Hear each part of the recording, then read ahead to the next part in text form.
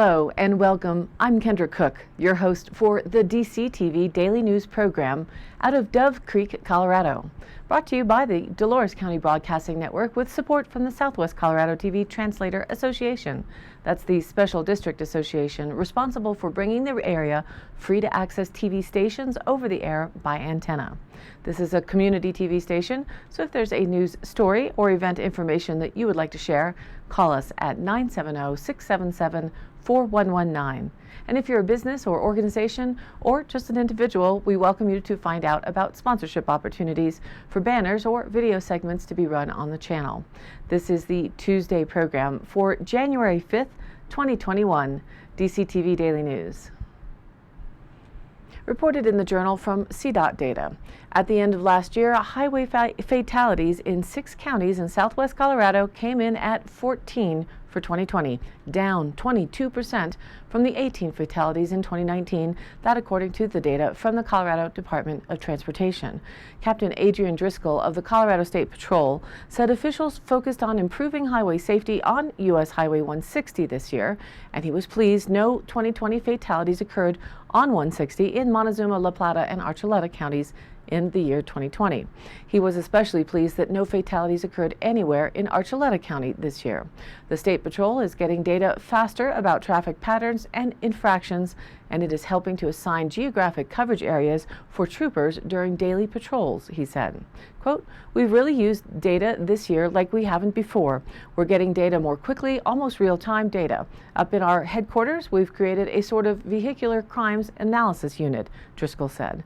The mere presence of a trooper's vehicle in an area encourages safer driving, and using data to place troopers should help minimize all vehicular violations, including those leading to fatalities, Driscoll said. Quote, "It's helpful in putting limited resources where they're needed most. US 160 has been a problem area historically, and we haven't had a fatality on 160 this year, and I think part of it is because we really saturated 160. Part of the equation is just planning based on where things have been happening and putting our resources there. And I think we've done a much better job of that this year." Driscoll also said data analysis is getting faster, and use of data to help direct patrols will only get better. For 2020, Driscoll said 60% of highway fatalities in his region, Montezuma, Dolores, La Plata, Archuleta, and portions of Hinsdale and Mineral counties, involved impaired drivers, and 55% involved people who were not wearing seatbelts. Those percentages have stayed fairly steady through the years. Jennifer Allison, CDOT Traffic and Safety Resident Engineer, said the crash data not only helps CDOT pinpoint areas of need on highways, the data also provides metrics to help justify the need for improvements in order to obtain funding for the necessary design and construction. CDOT data is based on incident reports from State Patrol troopers and includes location, number of vehicles, lighting conditions, road conditions, weather conditions, and the condition of the driver. All of this data allows CDOT to check for crash patterns. Crash patterns can help determine if any safety measures can be applied on the highway to reduce or mitigate the pattern, Allison also said. One example of highway crash data guiding improvements is the placement of wildlife warning signs or installation of deer fencing and other mitigation measures such as animal overpasses and underpasses based on the number of animal vehicular collisions, she said. According to CDOT data, Dolores County had 1 fatal crash with 1 fatality in 2020, and that happened last January. And now let's take a look at the local weather into this weekend. Today, sunny with a high near 37 degrees with north-northwest winds at 10 to 15 miles and gusts as high as 25 miles an hour. That might make it feel a bit blustery out there, but the sun is still shining brightly. For tonight, mostly clear and a low colder around 16 degrees. Again, north-northeast winds around 10 miles an hour will keep that chill in the air. For Wednesday, sunny with a high near 39 degrees, north winds 5 to 10 miles an hour. Wednesday night, partly cloudy and a low around 19. A pair of matching days on Thursday and Friday. For Thursday, mostly sunny with a high near 40 degrees. Thursday night, partly cloudy and a low around 20. And again on Friday, mostly sunny and a high near 40 degrees with Friday night mostly cloudy and a low around 21. And now into the weekend, we may see a slight chance of snow, which is not showing on this graphic. But Saturday morning, for some snow showers may be in the area just during the morning hours, and then partly sunny and a high near 34 degrees on the day, with Saturday night partly cloudy and a low around 15. Into Sunday, mostly sunny and a high near 34, with Sunday night partly cloudy and a low cold around 14 degrees. Not much, if any, accumulation is currently expected for that Saturday snow. And now, back to our news. Reported in the Herald with photo Bureau of Reclamation, the Dolores and Colorado rivers could face lower water quality. That, according to a recent decision by the Bureau of Reclamation, that could cause the closure of the Paradox Valley Salinity Control Project. The Bureau has decided on a no-action alternative after an environmental analysis to find solutions for a brine injection that has neared its capacity and potentially caused earthquakes. Engineers installed the project in 1996 on the lower Dolores River in southwest Colorado to remove natural salt deposits and improve water quality in the nearby Colorado River for millions of people and farms downstream. You can find it near bedrock. But an unintended consequence of pumping briny fluid deep underground has been thousands of human-induced earthquakes. The largest one was a 4.5 magnitude quake March 4th of 2019, felt in Moab, Dove Creek, Cortez, and Toyac.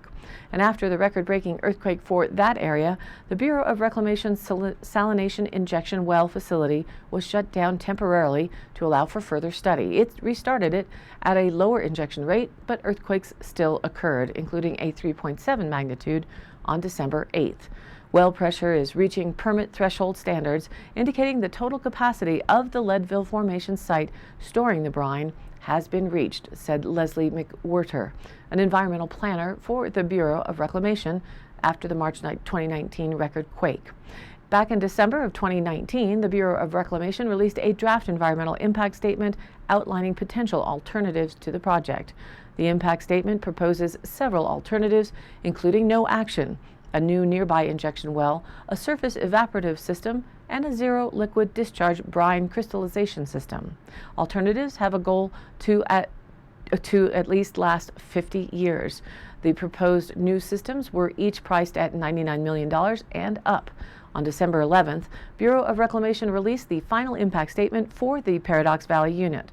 The benefits and impacts of the alternatives for salinity control were analyzed, and the, quote, no action alternative was selected as the best means to avoid environmental harm while maintaining compliance with the Salinity Control Act, a press release said. After consideration public comments, Reclamation determined the no-action alternative achieves the best balance among the various goals and objectives outlined in the environmental impact statement, said Ed Warner, manager of Reclamation's Western Colorado office. The no-action alternative is in the best interest of public health and safety. End quote. The Paradox Valley unit is one element of Reclamation's broader Colorado River Basin Salinity Control Program, which is a partnership among Reclamation, several federal agencies, and 7 basin states. This partnership developed measures that prevent an estimated 1.22 million tons of salt from entering the Colorado River system each year and contribute to long-term water quality goals. According to the impact decision, the Paradox salt injection well would continue to operate until no longer feasible. Quote, once the existing well is no longer operable, there would be no salinity control in the Paradox Valley unless a feasible alternative is identified in the future, the report states. Any future feasible alternative would be subject to analysis under the National Environmental Procedures Act. According to the final impact statement, after the injection well has ceased for 2 years, the well would be plugged and abandoned in accordance with the Environmental Protection Agency injection control permit and the area reclaimed.